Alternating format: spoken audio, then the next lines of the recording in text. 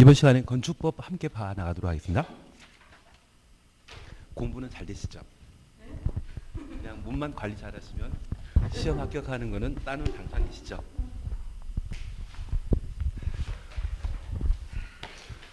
가끔 운이 없게 시험장 가지 못하고 당일날 응급실 가는 분도 계시거든요.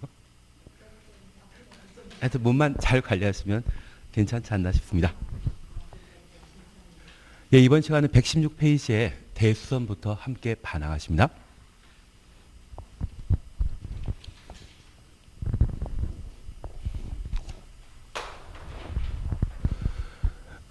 건축법에서는 적용 범위에서 두문항에서 세문항 정도를 시험에 출제하게 되는데, 이 적용 대상에는 건축물과 건축물 관련 행위를 정리하시는 게 필요합니다.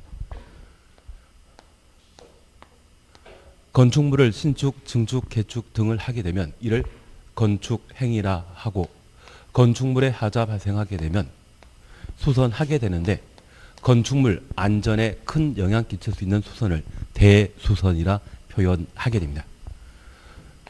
그리고 최근 건축법과 관련된 개정에 따라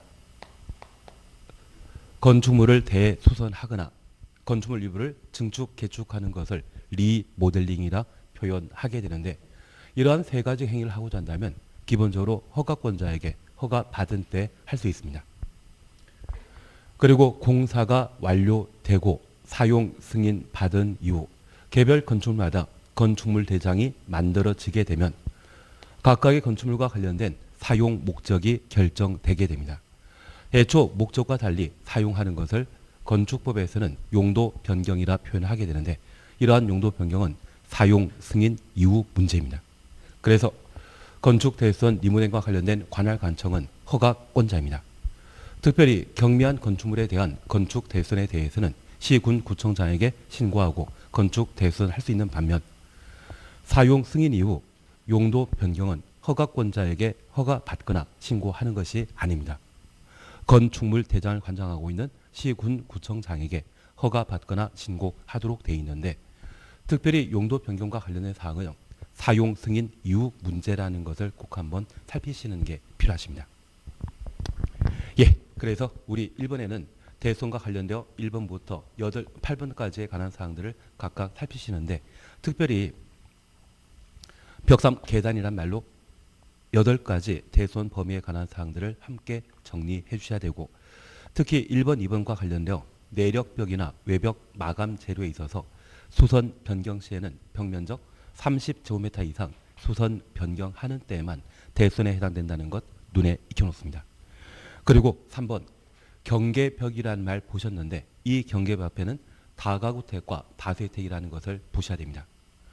만약 아파트 연립주택 또는 공동택의 경계벽을 증설, 해체, 수선 변경하는 것, 그걸 대수선이라 한다. 그러면 틀립니다. 여기 다가구 다세택의 경우에는 항상 주차장에 관한 문제가 발생하는 주거 형태이기 때문에 세대수를 무한정 늘리는 것을 방지할 목적으로 대수선 범위에 포함시켰다라는 것을 확인해 주시는 게 필요합니다. 그리고 8번과 관련되어서는 주계단, 피난계단, 특별피난 계단을 보셨는데 5개 계단이라는 것도 있거든요. 5개 계단은 대수선과 하등 관계없다라는 것만 파악해 놓습니다. 그리고 양가로 2번 용도 변경에 관한 내용을 함께 보십니다. 사용 승인 받은 건축물의 용도를 변경하려는 자는 시군 구청장에게 허가받아야 된다. 이때 시군 구청장은 허가권자입니까? 건축물 대장 관할 관청입니까? 건축물 대장에 대한 관할 관청이라는 것을 구분하셔야 됩니다. 올해 용도 변경에 관한 문제가 시험에 나올 해인데, 시험에 나오게 된다면 29개 건축물의 용도를 9개 시설군으로 분류하고 있거든요. 그래서 자산 전문 영용 건축이란 말을 항상 기억하시는 게 필요합니다. 그리고 우리 항상 수업하시면서 문화 집회시설군과 관련되어서는 문종 위관이란 말로 대신했고, 영업시설군과 관련되어서는 답한 운수였습니다. 교육복지시설군과 관련되어서는 노교수야 이렇게 정리한 적이 있습니다. 그것 토대로 정리해 나가시는 게 필요합니다. 특별히 산업 등의 시설군과 관련되어 우리 운수시설이라는 말 보셨는데, 답한 운수의 운은 운동시설이고, 운수시설은 인천국제공항이나 서울역 등을 말하는 것으로서 얘는 2차 산업과 관계된 내용으로 파악해 놓습니다. 그리고 묘지 관련 시설이라 함은 화장터가 보일러를 이용하거든요. 그와 관계된 사항으로 산업등의 시설군에 분류하고 있다. 그렇게 판단해 놓습니다. 그래서 시설군하고까지와 관련되어서는 자산 전문 연구 건축이란 말로 각각 해결해 주시는 게 일이십니다. 그리고 3번은 용도 변경 시에 건축 절차 준용에 관한 내용을 각각 다루게 됩니다. 설계에 관한 사항과 사용성에 관한 내용을 각각 다루게 되는데 우리 3번에 허가 대상이란 말 동일해 놓습니다. 허가 대상으로 바다 면적합 500제곱미터 이상의 경우는 건축사 설계에 관한 규정을 준용한다.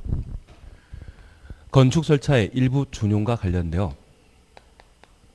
용도 변경에 있어서는 허가 외에 신고, 건축물 대장에 대한 기재사항 변경 신청, 그리고 같은 용도 상환의 건축물 용도 변경 시에는 기재사항 변경 신청마저 필요 없었습니다.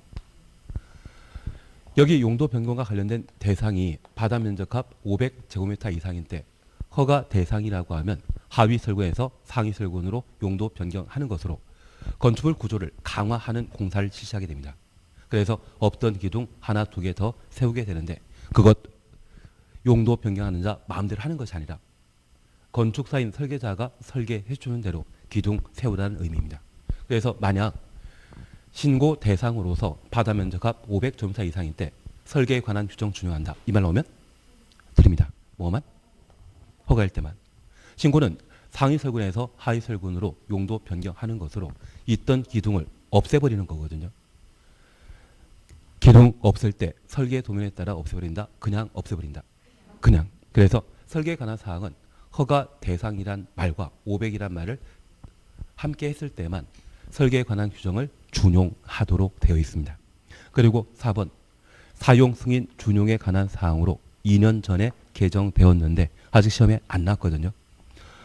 허가나 신고 대상의 경우로서 용도 변경하는 부분의 바다 면적합이 100제곱미터 이상의 경우는 사용 승인 준용한다. 사용 승인 받아라는 양입니다.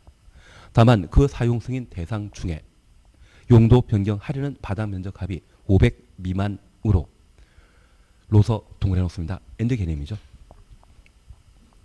대손에 해당되는 공사 수반하지 아니하는 추천 없습니다. 대손이다 아니다? 아닙니다. 그런 경우는 사용 승인 받을 필요 없다. 그걸 정리해 주시는 게 필요합니다. 그래서 우리가 잠깐 구분하실 것이 있습니다. 건축물 대장에 대한 기재사항 변경 신청 대상이라면 같은 시설군 내 용도 변경이거든요.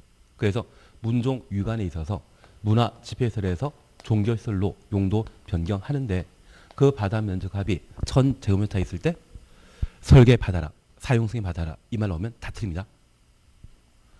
문화 집회시설에서 종교시설로 용도 변경하게 되면 동일한 시설군 내 용도 변경으로 허가 신고 대상 아니거든요. 그 면적이 1000이었을 때 사용 승인 받아라 이 말 나오면 틀린 것으로. 그래서 허가 또는 신고 대상으로 바다 면적합 100제곱미터 이상의 경우는 사용 승인 받도록 되어 있지만 100 이상 500제곱미터 미만이고 용도 변경과 관련된 공사 도중에 기둥 하나 베어내면 기둥의 증설 해체 그리고 3개 이상 수선 변경한 것이죠. 기둥 하나 베어내게 되면 그 자체가 뭐다? 대손이지 않습니까? 기둥 베어내지 않고 기둥을 수선 정도만 또는 위치를 2개 정도 위치 변경하게 되면 대손 아니죠.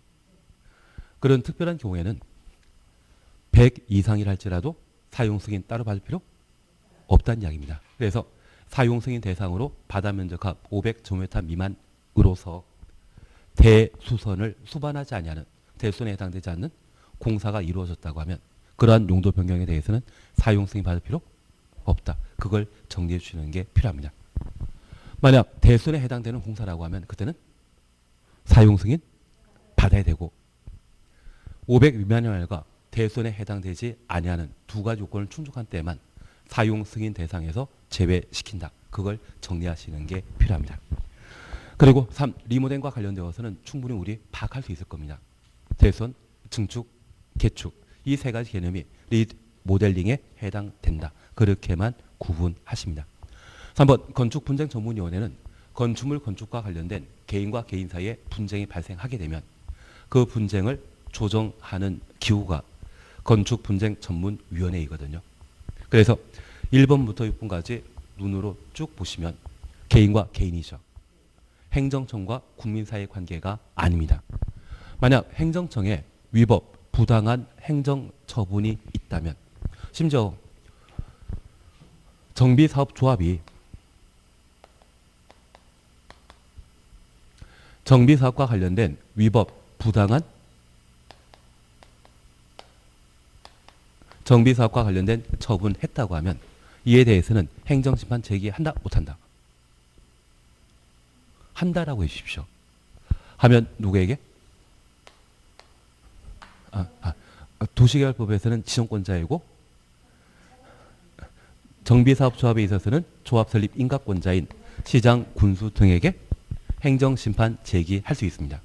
만약 서울시장이 잘못된 처분이 있다면 장관에게 행정심판 제기하도록 되어 있고 충청남도 공주시장이 잘못한 처분이 있다면 그때는 도지사에게 행정심판이라는 것을 제기할 수 있거든요. 그러면 내가 행정심판 제기하면 나는 행정심판 청구권자가 되고 청구인이 되고 그 상대방을 뭐라 한다?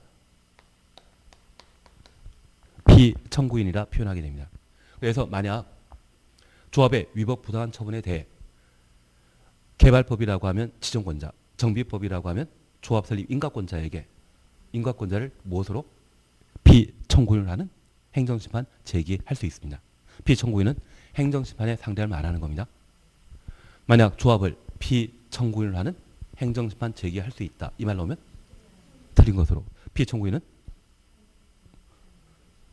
상급관을 말하는 것이지 위법 부당한 처분 한 자가 대상이 되는 거 아닙니다. 그게 행정심판의 본질이라는 것만 잠깐 파악해 뒀습니다. 너무 잘하시는데요. 그래서 우리가 잠깐 이해하실 것은 이 행정심판은 행정청과 일반 국민 사이에 분쟁이 발생했을 때는 행정심판이라는 것으로 따질 수 있는데 여기 건축분쟁전문위원회는 국가와 국민 사이의 관계이다. 개인과 개인 사이의 관계이다. 그 개인과 개인 사이의 관계에는 분쟁 당사자의 타협을 유도하도록 돼 있거든요. 그래서 우리 건축분쟁전문위원회 조정 대상에 국가 국민 사이의 분쟁을 조정 대상으로 설명하게 되면 무조건 틀린 것으로 판단해 놓습니다. 그리고 3번입니다. 이렇게 분쟁 조정위원회 조정 신청하게 되면 신속하게 처리할 필요가 있습니다. 그래서 신청 있는 때 60일, 재정 신청 있는 때는 120일 내 절차 완료해야 한다. 그래서 우리 조정과 재정이란 말을 구분하기 좀 애매할 수 있는데 소송 제도는 3심 제시지 않습니까? 그래서 첫 번째 개인과 개인 사이에 타협을 유도하는 것이 1심에 해당되는 조정이면 두 번째 하는 것을 재정으로 파악하시고 조정 시에는 처리 기간이 60일인 반면 재정과 관련되어서는 그 두 후에 120일 내 재정 절차를 완료해야 한다. 그렇게 기간 구분만 해놓습니다. 그리고 제2절 건축 절차 함께 보십니다. 양가 1번 신청 사셨죠. 그리고 동그라미 1번 그냥 재미로 보시면 사전 결정 신청과 관련되어서는 작년에 사전 결정 의제 사항을 시험에 낸 적이 있습니다. 그래서 동그라미 1번과 관련된 친구는 아마 4년, 5년 뒤에 시험에 나올 겁니다. 그래서 35회쯤에 시험에 나올 텐데 나는 그때쯤이면 필드에서 열심히 활동하고 계실 거죠. 돈 벌고 계실 거지 않습니까? 그래서 그냥 얘는 보기만 해 주십시오. 그리고 2번입니다. 건축 허가 받은 자는 해당 대지의 소유권 확보해야 한다. 땅이 있어야만 건물 건축할 수 있다. 그런 취지로 파악해 놓으시고 항상 1번, 2번을 눈에 익혀 놓으시는 게 필요합니다. 소유권 확보하지 못했지만 대지 사용할 수 있는 권을 확보했다면 건축 허가 받을 수 있다. 다만 분양 목적이라는 공택은 포함한다, 제외한다. 제외한다. 이 말은 분양 목적의 공동택의 경우는 반드시 소유권 확보한 때만 건축 허가 받을 수 있다. 그 의미입니다. 그리고 2번입니다. 집합 건물과 관련되어 또는 구분 소유권이 인정되는 집합 건물과 관련되어 구조 안전상의 문제로 해당 건축물을 신축 등을 하고자 할 때 공유자 총수의 80, 전체 지분의 80% 이상의 동의 얻게 되면 건축 허가 신청할 수 있다라는 것 확인하시고 나머지 20% 이하 지문에 대해서는 그냥 방치한다. 매도 청구해야 된다. 매도 청구해야 됩니다. 이러한 매도 청구에 대해서는 허가 받은 날부터 3개월 이내 매도 청구와 관련된 사전 협의 절차를 거치고 협의가 불성립한 때 매도 청구하는 겁니다. 그래서 매도 청구하기 전에 협의를 하게 되는데 협의 기간은 몇 개월? 3개월. 만약 내가 민법 공부하고 있다고 하면 민법에서는 사전 협의 기간은 2개월입니다. 공법에서는 3개월이 사전 협의 기간으로 각각 구분해 놓습니다. 3, 4, 5번과 관련되어서는 좋은 이야기다. 그렇게만 지나십니다. 그리고 동그라미 3번 안전영향평가라는 말 눈에 보이시죠? 대상은 초고층 건축물 16층 이상이고 연면적 10만 제곱미터 이상의 건축물이 그 대상이 되게 됩니다. 이번 허가 신고에 관한 사항들을 각각 살피시는데 건축물을 건축하거나 대수선하게 되면 허가 받아야 됩니다. 경미한 건축물에 대한 건축 대수는 신고할 수 있습니다. 그 신고에 관한 사항이 동그라미 1번에 쭉 나와 있는 겁니다. 한 장 넘기십니다.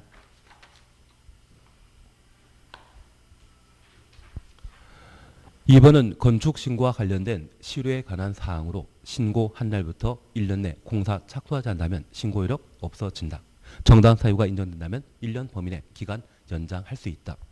1년 연장하는 게 원칙이죠. 공법상 딱 하나만 2년 연장입니다.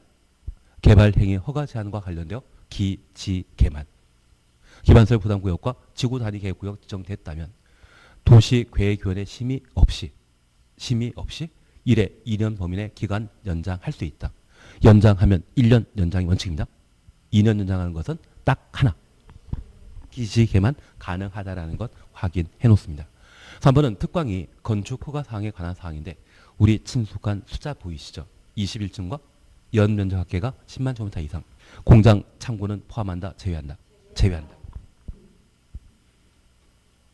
그리고 4번은 사전 승인에 관한 사항인데 천천히 하시면 되고 그리고 5번부터 6번이 건축 허가 등의 제한입니다.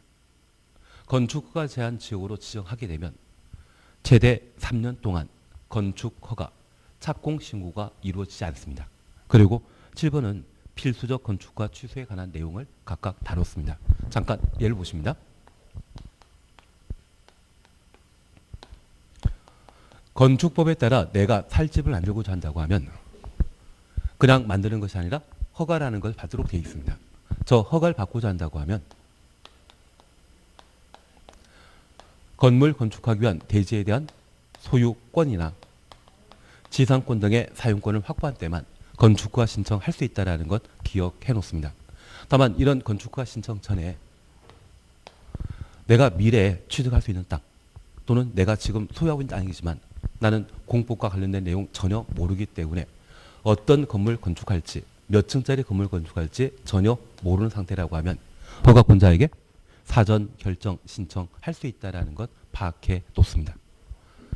특별히 건축허가 신청과 관련되어서는 사전 결정 신청과 달리 본 절차가 진행 중이라는 것 기억해 놓으시고 특별히 대지에 대한 소유권이나 사용권 확보하면 건축 가능한데 이때 소유권, 사용권은 100%를 말하는 것이죠.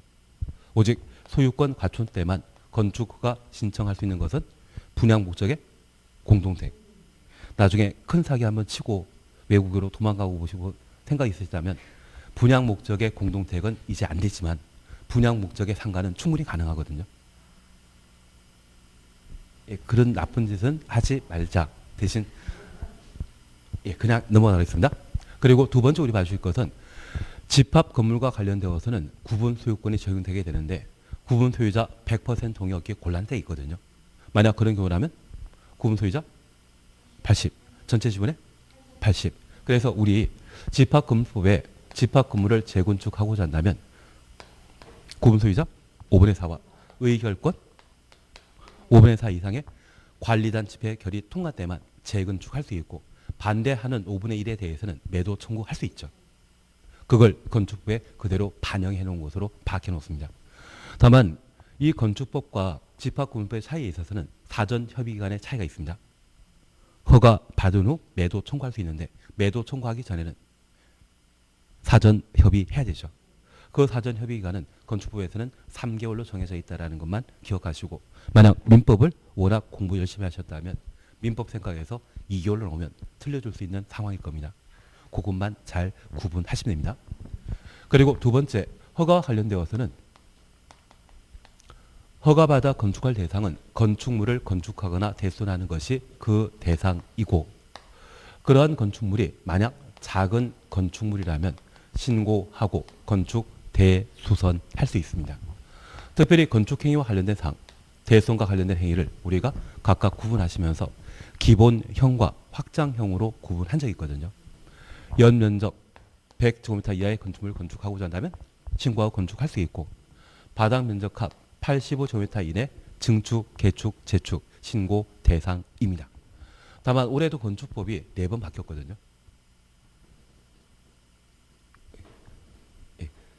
한 시간 끝나면 아마 올해 지난주까지 개정되었던 것 자료 하나 만들었거든요.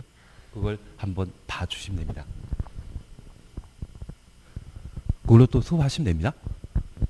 예, 계속 개정되는 것이 특징인데, 특별히 100제곱미터 이하의 건축물 건축이 신고 대상이지만 관리지역, 농림지역, 자연환경보전지역이라면 연면적 200 미만이고 3층 미만 건축물 건축을 신고하고 건축할 수 있습니다.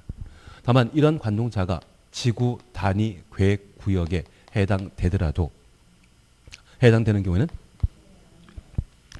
제외한다라는 것 기억해 놓습니다.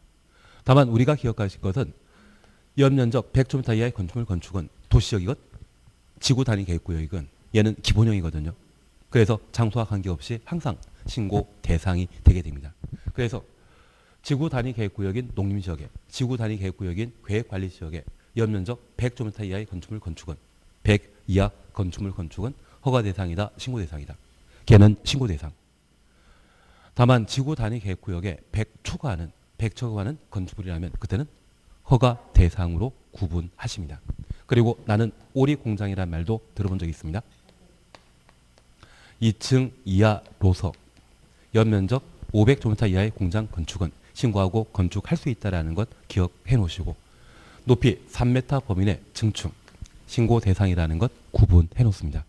그리고 대손과 관련되어서는 규모 작은 건축물의 기준은 연면적 200 미만이고 3층 미만이었죠. 특별히 연면적 200제곱미터 이상이거나 3층 이상 건축물, 연면적 200만 되면 큰 건물이 작은 건물이다. 200 미만이고 3층 미만은 작은 건물입니다. 200 이상이면 큰 건물, 3층 이상이면 큰 건축물. 그래서 작은 건물의 대수는 신고하고 대수는 할 수 있지만 큰 건물의 대수는 허가 받아야 되는데, 최근 건축 기술이 워낙 발달하다 보니 대수선은 증설, 해체, 수선 변경이었죠. 수선과 관련되어 8개의 대수선 사항 중에 6개만큼은 신고하고 대수선할 수 있습니다. 그래서 기둥, 보, 지붕틀 각각 3개 이상 수선하는 것과 내력벽, 벽면적 30m 이상 수선하는 것, 방화벽 수선하는 것, 주계단 수선하는 것, 이 6가지에 대해서는 신고하고 대수선할 수 있는 사항입니다. 다만 같은 수선이라 하지만 외벽, 마감, 재료, 벽면적 30제곱미터 이상 수선하는 것은 큰 건물은 허가받아야 되고 작은 건물은 신고. 연면적 200제곱미터 미만이고 3층 미만 건축물은 200 이상 안 되죠. 3층 안 되죠. 이런 요건 갖췄다고 하면 얘는 작은 건물이고 200 이상이라면 큰 건물, 3층 이상이라면 큰 건물. 그래서 이 작은 건축물에 외벽 마감 재료를 증설, 해체하거나 벽면적 30m 이상 수선 변경하게 되면 작은 건축물의 경우는 다 뭐다? 신고. 큰 건물에 이루어지게 되면 허가가 원칙인데 여기 수선과 관련된 6가지에 대해서는 신고하고 대손할 수 있는 사안이 되는 겁니다. 다만 외벽 마감 재료 벽면적 30m 이상 수선하는 것과 다세대 다가구택의 경계벽을 수선하는 것만큼은 같은 수선이지만 얘만큼은 허가 대상인 대송에 해당된다는 걸 구분하시는 게 필요합니다. 그래서 신고와 관련되어 우리 잠깐 구분하실 것은 건축 해기이건 대수선해기이건 작은 건물에 대한 건축 대수는 신고할 수 있습니다. 그 법정 범위에 관한 사안들을 각각 정리해 주는 게 필요하시고 최소한 관농자란 말과 오리공장이란 말과 높이 3m 범위 내 증축행위는 신고 대상입니다. 작은 건물에 이루어지는 대수는 신고 대상인데 큰 건물은 허가 대상이죠. 그 허가 사항 중에 증설, 해체, 수선, 변경 중에 오직 뭐만? 수선과 관련되어 이 두 개 뺀 6가지 수선에 대해서는 그때만큼은 신고 대상이라는 것 구분하십니다.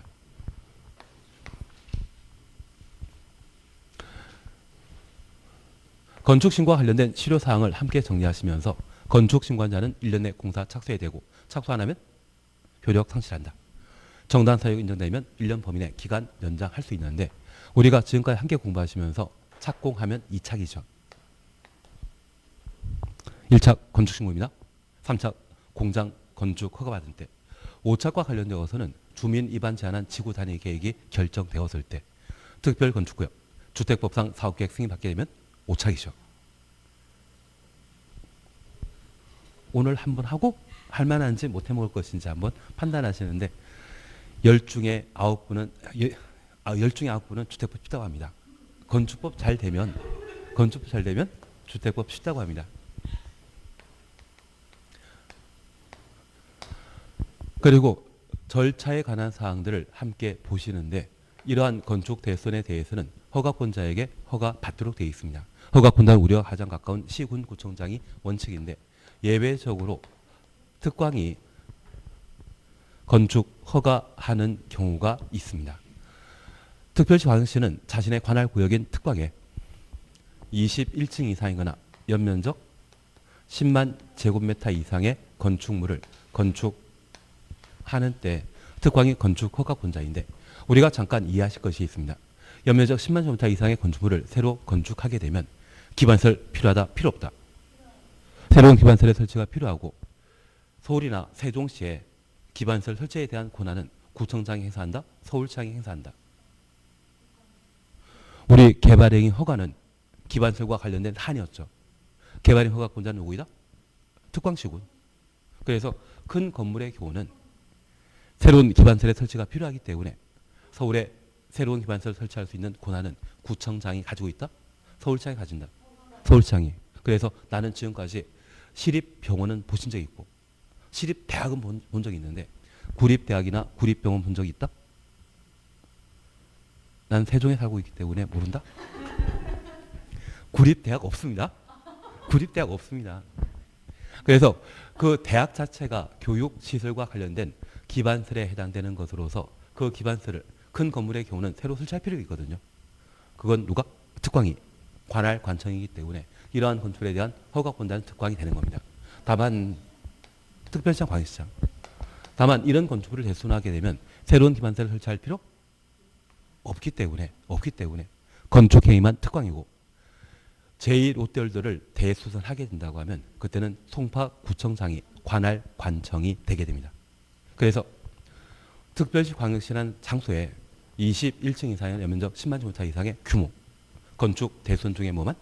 건축행위를 하고자 한다면 그때는 특광이 허가권자라는 것 구분해 놓습니다. 그걸 정리하시는 게 필요합니다.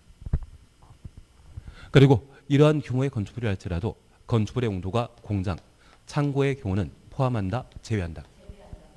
특과인 건축허가 대상에서 제외시켜 시군 구청장이 허가권자라는 것 봐주시는 게 필요합니다. 그래서 우리 118페이지의 3번과 관련되어서는 특별시장 광역시장이 건축 허가하는 사항으로서 장소에 관한 사항과 21층 연면적 10만 제곱미터 이상 건축 행위만 대상이죠. 공장 창고는 포함한다, 제외한다. 그걸 정리해 주시는 게 필요합니다. 다만 이런 건축물을 도에 속해 있는 시군에 건축하고자 하면 시장 군수가 건축 허가권자인데 시장 군수는 이런 건축물에 대한 건축 허가 시에 미리 도지사의 승인 받아야 되거든요. 그래서 도지사 사전 승인과 관련된 대상으로 3가지를 눈에 익혀놓습니다. 그중에 우리가 꼭 기억하실 것은 이런 규모의 건축물을 도에 속한 시군에 건축할 때 그 목적이 공장이라면 도지사 사전 승인 받을 필요 없다. 그것만 잘 챙겨놓습니다. 그리고 재미로 보시는 게 2번입니다. 자연환경이나 수질보호, 자연환경 수질보호 가로 해놓습니다. 도지사가 지정 공간구역 가로 해놓습니다. 도지사가 지정 공간구역에는 관할 관청은 시장, 군수이다, 도지사이다. 도지사입니다. 도지사 지정 공관 장소라고 하면 도지사가 관할 관청이 되게 됩니다. 3층 이상 또는 연면적 합계가 1000제곱미터 이상의 위락시설, 숙박시설, 공동택, 일반 음식점, 일반 업무시설 5가지가 도지사의 사전 승인 대상이라는 것 살펴놓으시는데 얘는 재미로 기억하십니다. 우리 어릴 때 간첩 잡아 집안 살림 펴드리려고 간첩 찾으라고 노력해 본 적이 있는데 포스트만 받아 항상 뿔 날려 있고 얼굴 빨가신 분이 간첩이었거든요. 그런 분 안 계시더라고요. 대신 그 간첩이 자수를 하게 되면 3천만 원 받았습니다. 그래서 자수에 3천.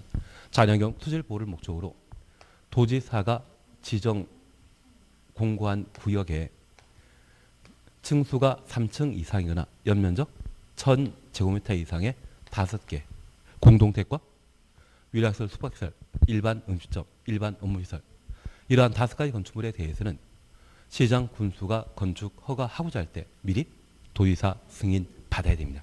그래서 자수시에 3천이라는 말로 5개 한번 정리만 해놓습니다.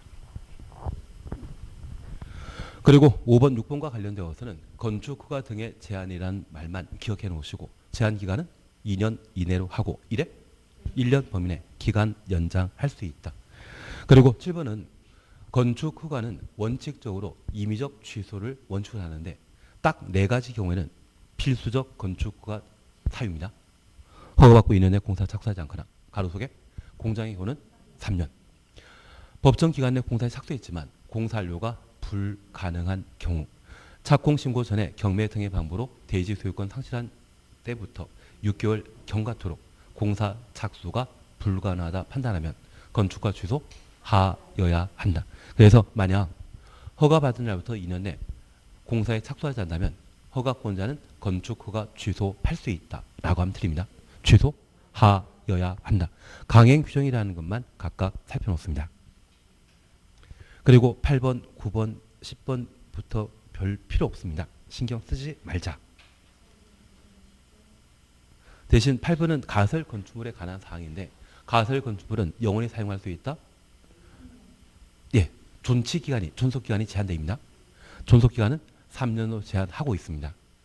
그 가설 건축물을 연장 사용하고자 한다면 기간 만료일? 지금 14일하고 7일 있지 않습니까? 박스에 14일하고 7일 있지 않습니까? 나는 14일과 7일 본 적 없이 그냥 3월, 1월 이야기 하시니까 대신 그냥 보십니다. 허가 대상의 경우는 14일 전에 연장허가 신청해야 되고 축조신고 대상 가설 건축물의 경우는 연장 사용하고자 한다면 만료 예정일 7일 전에 연장 신고한다. 그렇게만 눈에 익혀놓습니다. 예, 그리고 제3절 건축 제한 함께 보십니다. 그래서 우리 잠깐 구분하실 것은 건축 절차와 관련되어서는 1단계는 대지에 대한 일정한 권리 갖춘 때만 허가받을 수 있다는 거 기억하시고 허가와 관련되어서는 대상에 관한 구분하시는데 특별히 경미한 건축물에 대해서는 신고하고 건축할 수 있죠. 그래서 건축물과 건축행위와 대선에 관한 사항을 각각 구분하시는 게 필요하며 특별히 건축신고하고 1년 내 공사 착수하지 않는다면 건축신고에 대한 효력은 없어진다. 허가권자에 대한 구분하셨습니다. 허가권자는 우리와 가장 가까운 시, 군, 구청, 장인데 예외적으로 특강도 허가권자가 될 수 있습니다. 국토교통부 장관이나 도지사는 허가권자이다 아니다. 아니다. 그것 정리하시는 게 필요합니다. 그리고 우리 그냥 재미로 다시 하나 보시는데 안전영향평가라는 말 기억나십니까? 안전영향평가 대상은 초고층 건축물이거나 16층 이상으로 연면적 10만 제곱미터 이상의 건축물. 그래서 16층 이상이고 연면적 10만 제곱미터 이 두 가지 조건을 충족한 때 안전영향평가 대상이라는 것 구분해 놓습니다. 그리고 건축 절차와 관련된 사안으로 우리 건축 허가받아 분양하게 되면 사적 이익이 발생할 수 있거든요. 그런 사익이 공익에 충돌하게 되면 규제를 가할 수 있습니다. 규제 가하는 방법으로서 허가 등을 제한하거나 사전 승인하거나 그리고 허가를 취소하는 그 세 가지에 대해서 우리가 정리하신 겁니다. 그걸 살피시는 게 허가와 관련되어 시험에 나올 최대 범위인데 보통 시험에 나오게 되면 우리가 방금 보셨던 이 정도만 시험거리가 되게 됩니다. 그리고 허가받은 자가 공사 개시하고 그 공사가 완료되면 뭐 받아야 된다? 사용 승인 받아야 되는데 여기 사용 승인과 관련된 처리기한은 7일. 사용 승인 신청하면 허가권자는 검사 실시하고 합격한 때는 사용 승인서를 발급하도록 되어 있습니다. 사용 승인서 발급된 건축물의 경우는 건축물 대장 만들로 되어 있죠. 대장은 누가 만든다? 허가권자가. 시군구청장이. 시군구청장이.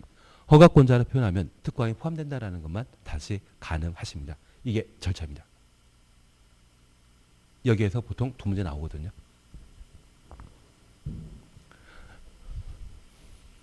나는 이런 거 본 적? 한 장짜리 있습니다. 한 장짜리 다 있습니다. 그리고 세 번째 우리 보시는 게 건축법은 안전한 건축물을 건축하는 것이 목적입니다. 건축물이 안전하기 위해서는 건축물이 세워지는 대지가 안전해야 되고 이 대지는 도로에 접해 있습니다. 그래서 늘상 이 도로와 관련되어서는 다양한 시험거리가 나오지만 그래도 항상 우리 기억하실 것은 대지와 도로 사이의 관계. 모든 대지가 도로에 접해 있기 때문에 대지에는 건축물이 건축되었을 때 도로를 사용하는 차량이나 사람이 드나들어야 되거든요. 그래서 건축물을 건축하는 대지는 도로에 2m 이상 접해야 되고 이 대지에 연면적 2,000제곱미터 이상의 건축물을 건축하게 되면 6m 도로에 4m 이상 접해야 된다. 그게 264. 공장은 364였습니다. 그리고 모든 대지가 도로에 직접 접해 있다면 대지와 도로 경계선을 건축선이라 하고 그 건축선을 침범하는 건축행위는 한다 못한다? 못합니다. 다만 지표 아래의 경우에는 예외 인정한다 그 정도를 봐주시는 게 필요합니다. 그리고 대지와 관련되어서는 조경에 관한 사항들을 함께 보시는데 나무 심는 거죠. 그래서 60평 이상의 대지, 면적 200제곱미터 이상의 대지에는 조경하여야 하고 공장과 관련되어서는 5천 미만이야 말과 연면적 1,500제곱미터 미만, 물류시설과 관련되어서는 연면적 1,500제곱미터 미만인 때 조경 의무 생략하지만 저 물류시설이 주거적 상업지역에 건축되는 경우는 조경 대상이 되게 됩니다. 그것 정리하시는 게 필요합니다. 그리고 건축물과 관련되어서는 건축물을 구성하는 형태가 구조 설비입니다.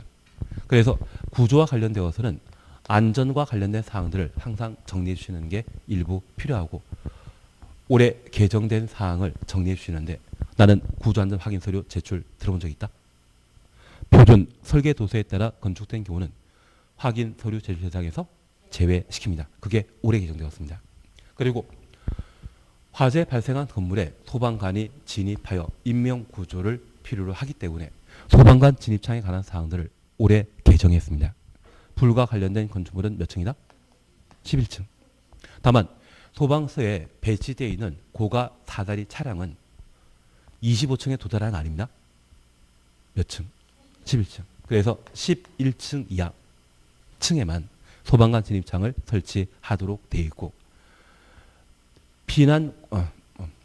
비상용 승강기가 설치되어 있거나 대피 공간에 설치된 아파트의 경우는 소방관 진입창 설치 대상에서 제외시킨다. 그걸 정리하시는 게 필요합니다. 그리고 설비와 관련되어서는 승강기에 관한 내용을 함께 보시는데 승용 승강기와 비상용 승강기, 피난용 승강기를 각각 구분하셔야 됩니다. 피난용 승강기 설치 대상은 고층 건축물에 피난용 승강기에 설치해야 되는데 승용 승강기 한 대 이상을 피난용 승강기로 설치하여야 한다. 그걸 나중에 정리하시면 됩니다. 그래서 기본 예를 깔아놓고 하시는 겁니다.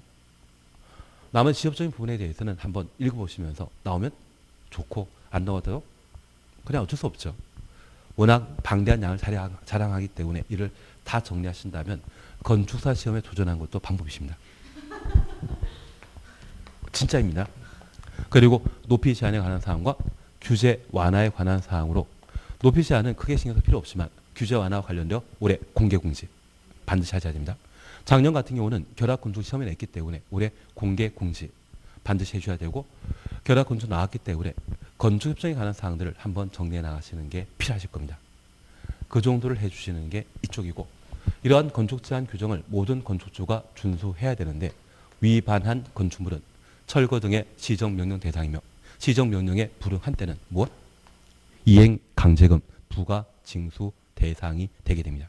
저 이행강제금과 관련되어서는 1년에 2회 이내 반복하여 부과 징수할 수 있다는 것 기억하시고, 시정명령에 따라 잦은 철거했다면 새로운 이행강제 부과는 없지만 이미 부과된 이행강제금은 징수하여야 한다. 그리고 이행강제금을 절반 감경해 주는 게 있습니다. 연면적 85다 60이다. 이번에 개정되어서 60입니다. 연면적 60 이하의 주거용 건축물, 그냥 60만이 문제가 아니라 주택, 주거용 건축물의 경우는 이행강제금 2분의 1 감경 대상이 된다라는 것 정도만 구분해 놓습니다. 잘 하시는데요. 본 느낌은 있다. 그리고 잠깐 쉬었다가 또 보자. 잠깐 쉬었다가 또 보자.